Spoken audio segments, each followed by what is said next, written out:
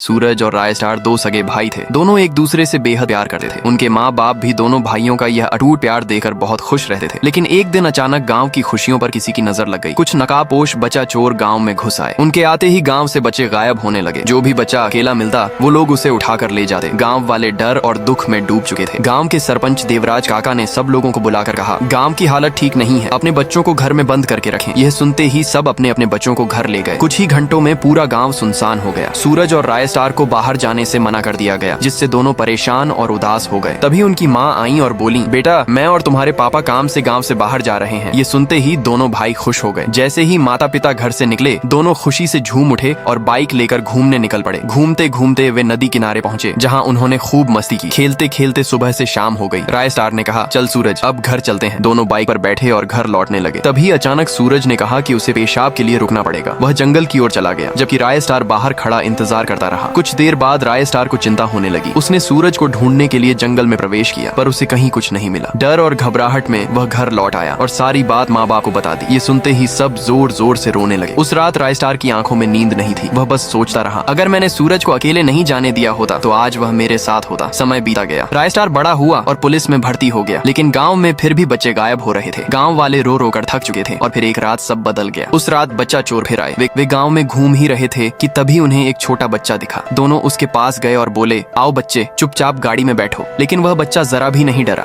यह देखकर दोनों गुंडे गुस्सा हो गए और उन्होंने हथियार निकाल लिया। लेकिन इससे पहले कि वे कुछ करते, अचानक उनके शरीर फटकर टुकड़ों में बदल गए। सुबह उनकी कटी फटी लाशें मिली। गांव वाले सहम गए। आखिर ये किसने किया? राय स्टार भी हैरान था। उसने तय किया कि वह सच पता लगाएगा। उस रात जब पूरा गाँव अंधेरे में डूबा था, राय स्टार अपनी बाइक पर गश्त कर रहा था। तभी उसे दूर अफरा तफरी सुनाई दी। वह भागकर पहुंचा तो देखा एक छोटा सा बच्चा सबको मार रहा था। राय स्टार चिल्लाया, अरे क्यों मार रहे हो इन्हें? इन्होंने तुम्हारा क्या बिगाड़ा है? बच्चा उसे देख शांत हो गया। धीरे धीरे उसका रूप बदलने लगा और कुछ ही क्षणों में वह कोई और नहीं, उसका भाई सूरज था। राय स्टार हैरान रह गया। सूरज, तू जिंदा है? सूरज रोने लगा और बोला, भैया उस दिन जब मैं जंगल में गया था, मैंने देखा कि कुछ गंदे लोग बच्चों को मार रहे थे। मैं वापस भागने ही वाला था कि उन्होंने मुझे पकड़ लिया और एक सुनसान जगह ले गए। मैंने हाथ जोड़कर कहा, मुझे छोड़ दो, पर उन्होंने मुझे मारकर फेंक दिया। राय स्टार की आंखें लाल हो गईं। तू चिंता मत कर सूरज, मैं तुझे इंसाफ दिलाकर रहूंगा। उधर दूसरी तरफ टाइटन अपने घर सो रहा था। अचानक उसे कोई अजीब सी आवाज आई। वह बाहर निकला, कोई नहीं। जैसे ही वो पीछे मुड़ा, राय स्टार वहाँ खड़ा था और अगले ही पल राय स्टार ने टाइटन को उसी की करतूतों की सजा दे दी।